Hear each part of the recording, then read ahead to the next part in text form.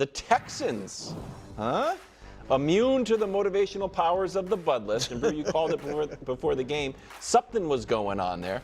CJ throws for under 200 yards, gets sacked 8 times, straight up just drops the ball at one point. Here's CJ postgame.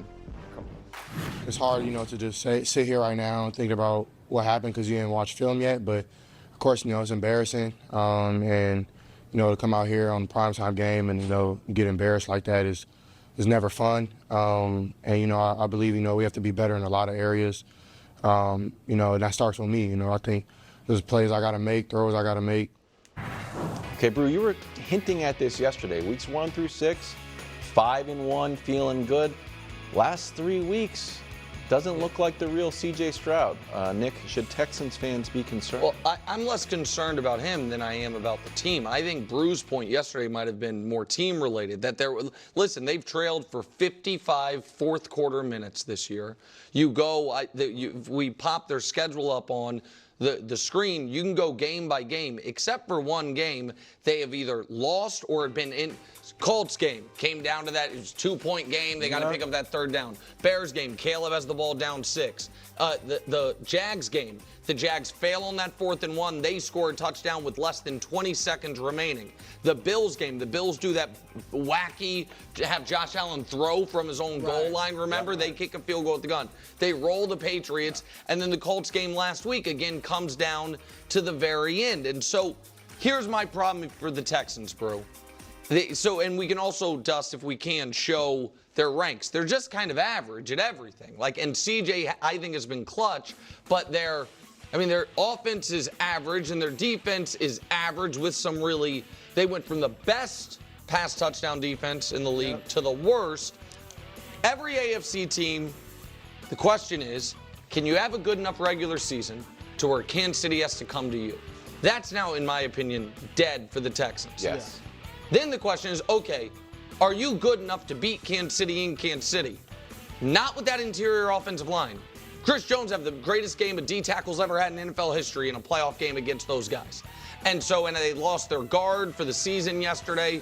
So that's, to me, the real concern, Brew, is if Kansas City's the standard, your single biggest weakness is the Chiefs' single biggest defensive strength, which is what Quentin Williams exploited last night. Yeah, no, I agree. Look, I think they'll make the playoffs. And Indianapolis is a decent team that's going to get better. It's going to be better in the short term. So there'll be something you have to deal with. They beat them twice by a total of 5 points. Yeah, but the tiebreaker's huge because they now swept them. So I don't think Texans fans should worry about them making the playoffs. But for those that thought we got a chance to get to the Super Bowl, you don't.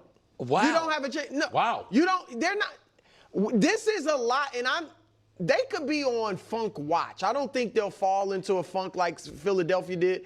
But I said yesterday, remember last year when Philadelphia started 10-1, and every week, not only us and other commentators, but the Eagles themselves, they just not playing well. You just don't feel like you're playing well, and that's what the Texans look like. What, Wilds?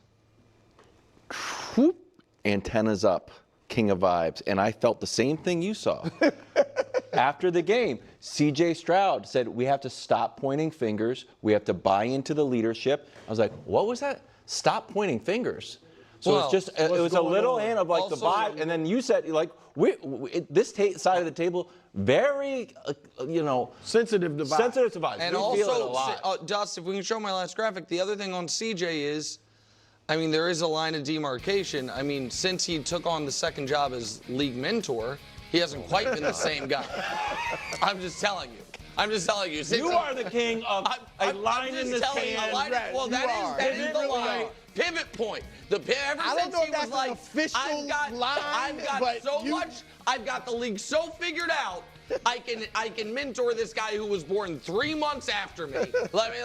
Come on, little bro. Since then, I'm just saying, not quite the same player. Okay, imagine having such a massive ego, and I'm not talking about Nick, I'm saying in general, that you can't listen to someone who has an entire year worth of experience more than you. Someone who has been in the NFL. Imagine thinking that that's an insane thing for Caleb, for CJ Stroud to be supportive, because he could have just said nothing. But the fact that he was just kind of talking to him, be like, hey, whatever.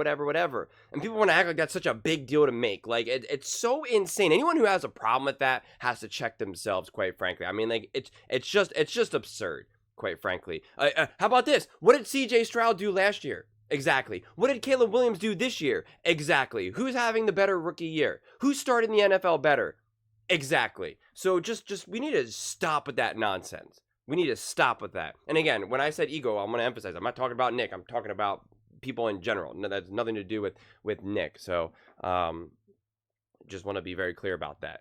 But in terms of this whole thing where, Stroud and him struggling, guys, the dude's offensive line is awful right now. Nobody is surviving this. And again, his numbers are going down. And he's got no weapons, no nothing. Look at Patrick Mahomes' numbers, who we all know Nick thinks is king of the mountain, right? And who lots of people think that he is. And he is obviously an all-time great. His numbers keep going down when he does not have weapons to throw to. And you say, yeah, but he happens to win.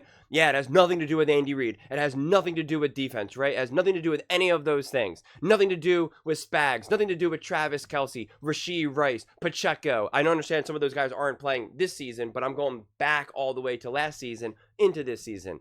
So again, it's just nonsense. It's just so frustrating to see. Should the Texans be concerned about the Texans, or the Texans fans be concerned about the Texans themselves? Sure, because of injuries right now. And this is hard to overcome. And yeah, you don't have the depth of coaching, right? You do have Bobby Slowick instead of like an Andy Reid. What did Matthew Stafford's numbers look like when he had no O-line, no Cooper Kupp, no Puka Nacua? Did he win, or did he keep going down? And Colin kind of pointed out earlier where he was like, Colin Cowherd, where he was like, hey, people who, there's only 3 quarterbacks in the NFL that can overcome all these issues. And that's Patrick Mahomes, Josh Allen, and Lamar Jackson. And I call nonsense on that. Can they overcome some of the issues for a time being? Absolutely. Do they boost numbers and just are, can overcome everything? Absolutely not. Again, look at Patrick Mahomes' numbers. They keep going down. If you want to say, well, hey, look, he's winning right now and he doesn't have a lot of weapons. Like I already said, defense, Andy Reid. Defense, Andy Reid, and Patrick Mahomes' ability to be clutch. He's a seasoned veteran. C.J. Stroud is a second-year quarterback. The dude hasn't even played 2 full seasons. Like, what are we talking about here? So, like, it's just nonsense. And yeah, the Texans are struggling because they've had legitimate injuries that they have to deal with, okay? You're taking away your number 1 and number 2 wide receiver, and you have a bad O-line. What are you expecting to do? And also through this season, the run game was incredibly inconsistent. It's really just been CJ Stroud and Mixon. That's it. And I think Bobby Slowick is a good coordinator, but I don't know that he's going to be good in this type of situation, which I've talked about at length. When you're a young offensive mind, yeah, you might be really good when you have all the pieces, all the levers to pull. But when you're dealing with some injuries, people going in and out of the lineup, you have to be really, really good. You have to be like high level and experienced. You have to understand this team deeply, which is why someone like an Andy Reid can still pull all the strings when a team is so injured. Why Sean McVay can pull the strings, Shanahan. And even Shanahan right now struggles with that to a degree. So if Shanahan is struggling at this point in his career and at this point of his expertise, why are we expecting Bobby Slowick and CJ Stroud and the Houston Texans to be able to do all this? So there's a lot of panic around this team, and I've been raising concerns about this team. I told you that I have, I really believe in them have high expectations for them, but I also said, hey, there's some issues. I've been talking about it, and a lot of Texans fans got mad at me for bringing that up. But at the same time, now we're going too far over. Now it's like, oh my God, sound the alarm. This is what the Texans can't do anything now. And that's just not the reality of the situation, right? They have to get healthy, and they have to make some moves by the trade deadline, right? They got to protect CJ Stroud. But everybody just kind of wants to just, pretty much be like, oh my God, they got no chance and nothing, zero chance. And I'm not going that far. CJ Stroud is an unbelievable quarterback. You saw it even in that game against the New York Jets, man. You saw it. Even despite him being sacked and pressured 10,400 times. he still was trying his best to make something out of nothing. And then Joe Mixon, again, had to, he had no O-line to work with. No, run blocking at all. I mean, it was him making something out of nothing as well. So yeah, there are legitimate problems. But I think a lot of those problems get resolved once they get healthier, which then also will help Bobby Slowick, which will then also help with the game plan, which will then also help with CJ Stroud. But if you want to say, can CJ Stroud just pull this off with no O-line, right? A running back who was in that lineup, although I know he's back now, of course, and missing your wide receiver 1 and 2, and he's supposed to just magically win games against a good defense. Again, maybe the Jets defense isn't as great or as elite as it was in years past. It's still really good. They still know what they're doing. They obviously know how to get to the quarterback. And again, yeah, they're like, oh, CJ Stroud just dropped the ball. When you get sacked 100 times, you're gonna fumble the ball. It's a guarantee to happen, right? It's just a numbers game at this point. It's volume. If I just keep chucking up half-court shots, one of them's going to go in. One of them. So, yeah, he's been under duress this entire season. Of course he's going to look uncomfortable. And again, if it's so easy to do, then why did Patrick Mahomes why was he so awful in the Super Bowl? He had a 52.3 rating, a QBR of 42.2, 3 sacks, 27 for 27 yards, 0 touchdowns, 2 interceptions, 5.5 average. That's with Andy Reid. That's still with Travis Kelce in his prime. That's with Tyreek Hill in his prime. That's with Andy Reid at the top of his game. And everyone said, well, they had no offensive line. They had no offensive line. And that's fine. That's a valid criticism. But still not too shabby, considering he doesn't have Travis Kelce. He doesn't have Andy Reid. He doesn't have Tyreek Hill. He doesn't have an offensive line. And look at his numbers. They're actually technically better than what Patrick Mahomes did in the Super Bowl. I get it. It was the Super Bowl versus the last 7 games. I'm not saying they're equal. Not all comparisons are equal. So if you're a Patrick Mahomes fan watching this video, you're saying you're comparing CJ Stroud to Patrick Mahomes, understand what a comparison means. Comparison does not equivocate to equality. It's not that hard to understand. Patrick Mahomes fans are just obnoxious at this point anytime you bring him up as a frame of reference. He is the gold standard. He is what we use as a reference point for excellence. That's what we do. And so if he has moments and games and seasons where his numbers go down, and he's struggling with the best coach in the game, with the best tight end, arguably in the history of the NFL, right? And at times having someone like a Tyreek Hill, who is obviously out of his mind wide receiver. If he's struggling and if he's having those lows, why would we not give the grace to CJ Stroud in his second year without all of those gifts? Man, I just got back from the DMV. I had to wait in this massive line. We were filled to the brim, like 100 people in there. It was crazy. I'm not ready. I'm not taking this. Absolutely not. What CJ Stroud has been able to do this season, it's been MVP. It's been MVP. He's been holding this team together with all the injuries, with the lack of run game, with no offensive line. Obviously now having Mixon back for the last couple games or so, I forget how many games he's been back for now, obviously definitely helps, but it's not enough. Missing your number 1 wide receiver in your second year, the one, it's not even just a number 1 wide receiver, it's the one wide receiver that actually allows you to push the ball down the field, that actually opens up the game plan and the playbook for the entire offense. I mean, CJ Stroud's running for his life, trying to make plays to the best of his abilities, and quite frankly, these last 7 games, considering this, it's actually pretty good. It's actually pretty decent when you think about it. The fumbles, for sure.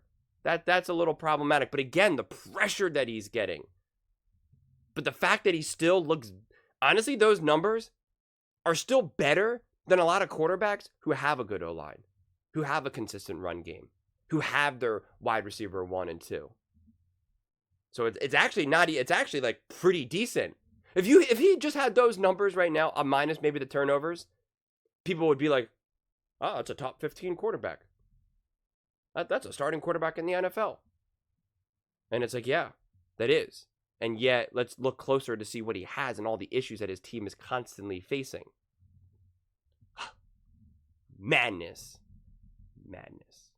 But those are just my thoughts. I'd absolutely love to hear yours. What do you guys all think about CJ Stroud and the Houston Texans? Should Texans fans be concerned? What do you think about CJ Stroud right now? Let me know in the comments below. I read every single comment, so whether you agree with me or disagree with me, either way, let's get in some discussions. Let's get in some fights. But ultimately, let's just have some fun. And please do consider subscribing. We are building an amazing community here, and I'd absolutely love to see you part of it. I want to build something that we all genuinely feel connected to, something that we're really excited to be part of. I think we're well on our way to doing it. And please don't forget to give this video a thumbs up, as it really does help with the visibility and the algorithm. Thank you so much. See you next time.